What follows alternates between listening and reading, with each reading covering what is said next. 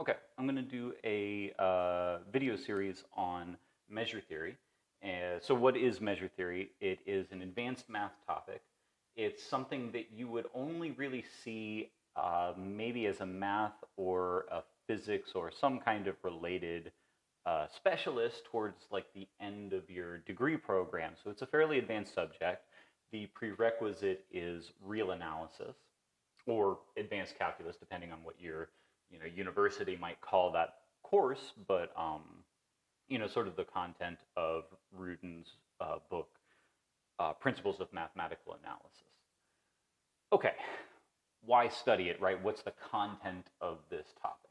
Well, the motivation that I like the most for measure theory actually comes from probability theory. It's a probability paradox. So it's called Bertrand's Paradox.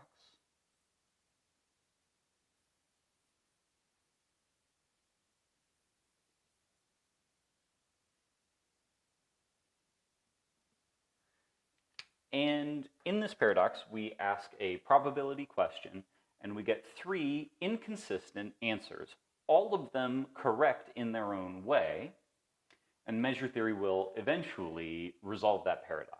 And we can't say what measure theory's resolution is just yet, because we have to actually learn measure theory to understand how it will resolve the paradox. But we can at least start with the paradox.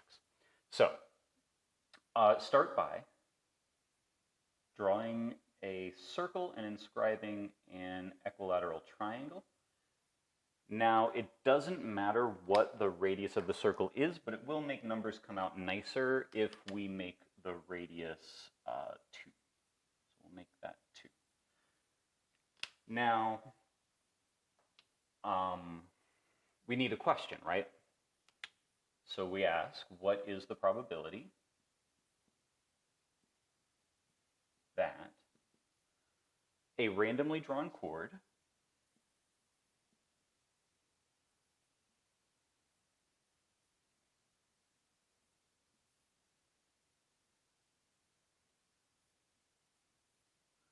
Now, what is a chord? Just to recall, a chord is anything, any line segment with endpoints on the circle. So what is the probability that a randomly drawn chord will have length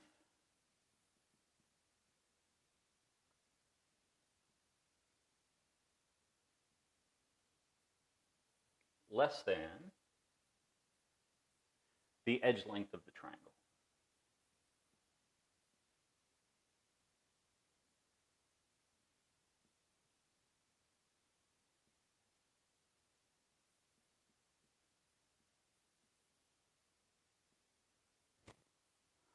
Okay, so for a first solution, what we imagine is that for any given chord, we rotate the chord such that an endpoint of the chord lies on top of an endpoint of the triangle. That doesn't change the length of the chord, and we can kind of imagine then that looking at a random chord is effectively looking at a random chord that comes out of this point on the triangle. So,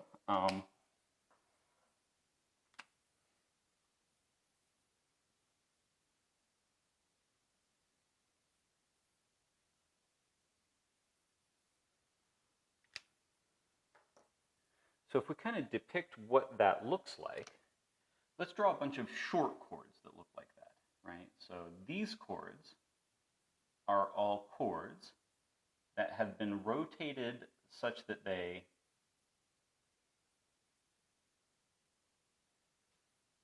have been rotated to have an endpoint coming out of that point, or they could also look like this.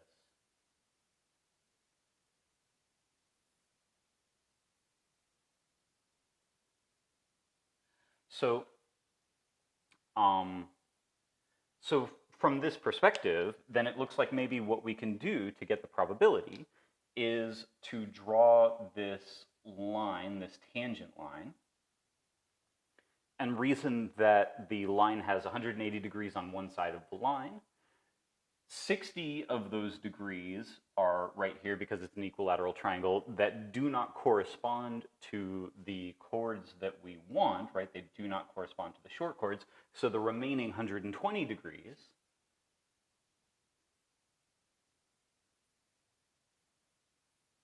out of a total 180 degrees corresponds to the short chords, right? So this would be our first answer, 2/3 probability, right? So there's one solution.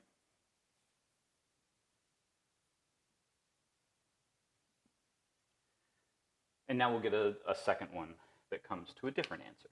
So to get this second answer, again, we draw the circle. This time, rather than rotating chords so that an endpoint lies on top of a vertex of the triangle, we will rotate them so that they all are parallel to some edge of the triangle.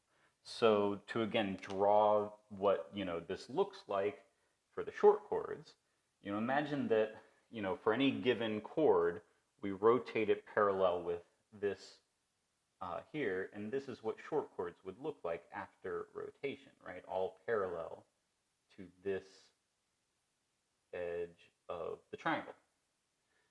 The ones that are not parallel fall inside of here, but what we can then sort of do to figure out how, what's the relative rate of these, right? What's the probability of selecting these rather than the long chords, is we can kind of reason that the short chords are all the ones that fall outside the triangle with their midpoint on this radius, right? And so these correspond to all of the long chords. These correspond to all of the short chords. So now we want to know what's the length of these two segments. Well, with some geometry here, we know that the radius is 2, and that this angle is 30 degrees. So, okay, 2 times sine of 30 degrees will get us this, right? And by the way, this right here, right, you should be fairly clear. It's the same thing as that radius over there. I just wanted to draw it in a different place just to keep the picture kind of not too clustered. So, so from that, sort of trig calculation, we know that that length there is equal to 1, which is the same as this length here, right? So this segment is equal to 1. This segment must also be equal to 1 because the overall radius is equal to 2. So we get a probability of 1/2.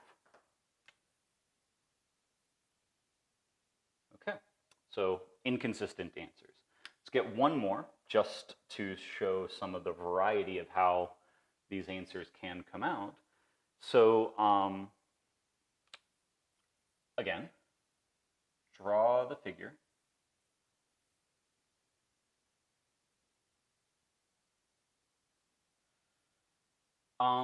Now this time what you reason is that, if you take any given chord and imagine sort of pushing it, right? If it's a short chord, you could imagine pushing it as far towards the center as possible until it switches to becoming a long chord, right? So if you thought like down here, that you have all these short chords, and you push, right, you keep considering longer and longer short chords that until they, right here, obviously, they switch over to becoming a long chord. You could do it on this side, you could do it on this side. And in fact, now what if you did all of these? Well, you could kind of just imagine taking these and spinning them around and filling in this space full of short chords, basically, right? So, so effectively, that's going to sweep out this circle in the center of the triangle, right? Where all of these chords have been kind of rotated around,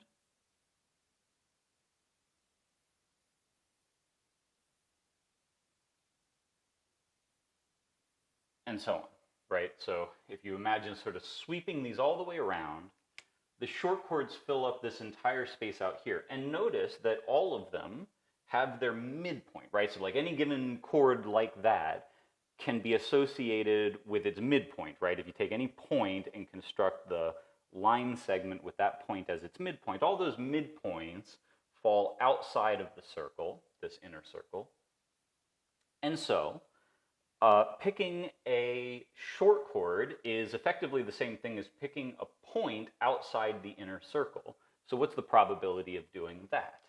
Well, we want to figure out the areas. Well, we already saw in the previous derivation that this radius is equal to 1. And so the area outside of that circle is the area of the whole circle minus the area of the smaller circle divided by the area of the whole circle. This is just the same thing as 3/4. So there we have it, 3 inconsistent answers. So even though we can't fully say how measure theory is going to help us resolve this paradox, we can say something half intuitive here, which is, you know, if you were coming out of a mathematical statistics course, you would have learned about several things relevant to probabilities like sample space and probability functions and PDF and CDF and so on. I don't want to go too deep into probability theory because that's not a prerequisite, and this whole topic is not all about probability theory. But just the point that I want to get at is that the probability theory that you learn in those courses wouldn't help you resolve this paradox because they don't talk about the process by which these chords are generated, right? What you can kind of imagine is that over here, we are generating all of these random chords in some sense by picking 2 points on the edge of the circle, right? That's kind of how you could conceive of getting all of these different chords. And that basically seems to favor short chords more than long chords in that generating process. Over here, what you could imagine is generating all the chords is that you first pick a random radius and then pick a random point on the radius and draw the chord which has, that is cut in half by that radius and at that point. So it's a different generating process to generate the chords over here, even though in both processes, every possible chord could get generated. But they seem, right, the two different generating processes seem to generate short and long chords with different rates, right? So certain kinds of chords come up more frequently depending on the generating process. And here, the generating process would be to pick a point and then draw the chord which has that point as the midpoint. So what we need to be able to do is we need to be able to take the space of all possible chords and talk about different measures on these spaces, right? Like different generating processes will have a different measure over the space of the chords, that is to say the sort of like density with which various chords come up. And that's how measure theory will help us to resolve this paradox, which just basic sort of mathematical statistics wouldn't have equipped us to be able to understand what's going on here. So once we have an idea of the different measures that we can put on sets of all chords, that's how measure theory is going to resolve the paradox. And in fact, although I did say that my motivation here is Bertrand's paradox, in a way, really what the motivation is here is generalizing the notion of measure, right? So this is actually kind of just an example to tell you how, if you don't think about how is, what's the appropriate way to generalize the notion of measure, it can actually lead you into confusion. So we want to be able to thoroughly understand how it is that we can generalize the notion of measure so that we can maybe, avoid paradoxes and confusions that might come up in probability or other subjects. But so that's really what we're doing in this class, and that's what makes measure theory not the same thing as probability theory, is that, really the motivation here, or the project here, is to generalize the notion of measure. Okay, but that's not the only motivation. Another way, or another thing to think about when thinking about why we want to study measure theory is that in a sense you might want to, you might really want to integrate the Dirichlet function. Recall, what is the Dirichlet function? The Dirichlet function, I'm going to express as chi sub q. So what is that? Well, it's a function that if you input any x, it outputs 1 if x is in the set,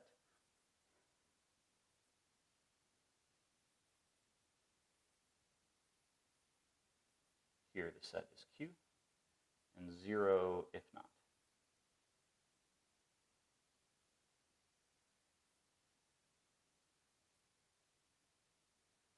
Now, in fact, I can't remember exactly what the definition of the Dirichlet function is. I might have the 0 and the 1 transposed from the actual official definition of the Dirichlet function, but it's not important. The point will still stand no matter which one is right. By the way, this is just our notation, right? Chi is the notation for the characteristic function. So when you write chi sub a set, it always kind of means this thing. So if you are good with your real analysis, you recall that the Dirichlet function is not integrable. So the lower integral, like let's say that we take the integral from 0 to 1, the lower integral of this thing is going to be equal to 0. The upper integral of this thing is going to be equal to 1, and since they're not equal, this thing is not integrable. But maybe you have the sense that this function is equal to 0 almost everywhere. Now, that notion of almost everywhere is one that we'll make more precise throughout studying measure theory, but for now we'll just sort of rely on some sort of intuitive notion of almost everywhere. The irrationals are uncountable. The rationals are countable. It seems like, maybe it feels like, the irrational numbers should be so dominant, right? They should overwhelm the rational numbers such that the integral of this function should be equal to 0.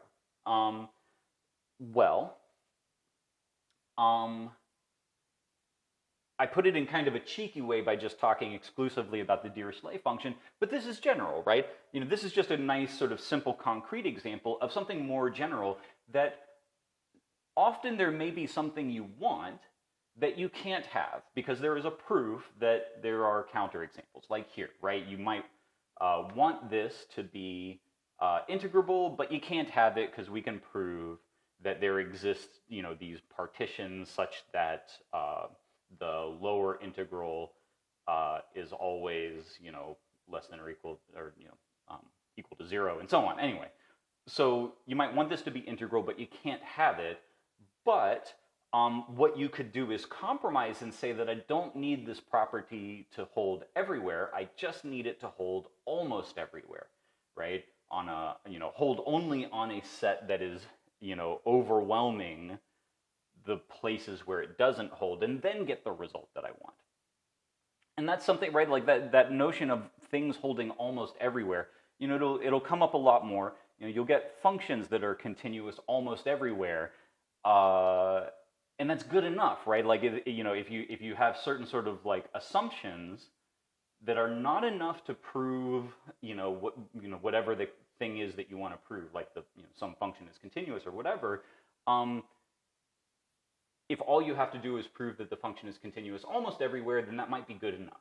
And so you know, in a sense, what measure theory can allow for is to get extra strong results from weaker assumptions, right? If you're willing to compromise on the results holding everywhere, if it's okay that they hold almost everywhere. So you can kind of expand the strength of the theorems that you're able to prove if you make this compromise. So that's another motivation for measure theory. And very quickly, some other motivations for studying measure theory. I think this stuff has applications, right? Most math has applications. I don't know them. I'm not that interested in them. But like, I think this stuff is used by physicists maybe, right? So maybe if you're a physicist and you want to be a very mathy physicist, then you might be interested in learning measure theory. Now, my particular way of doing measure theory, if you're interested in applications, you will probably hate, and these videos aren't for you, because I study it like a mathematician. It's definition, theorem, proof.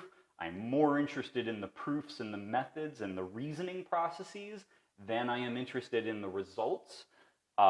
Typically, physicists are not like that, and they would hate my way of doing math, and so they'll probably not want to watch any other videos that I make. I think that this also has applications to other areas in mathematics. And I don't know about those details either. I think this is like, you know, right, this comes up, you know, LP spaces, which is something that'll come up later on in functional analysis, is used in partial differential equations and so on. So I think this has applications, but I don't know anything about them. But if you're really interested in applications, you're probably not going to like the way that I do these things anyway. So, okay.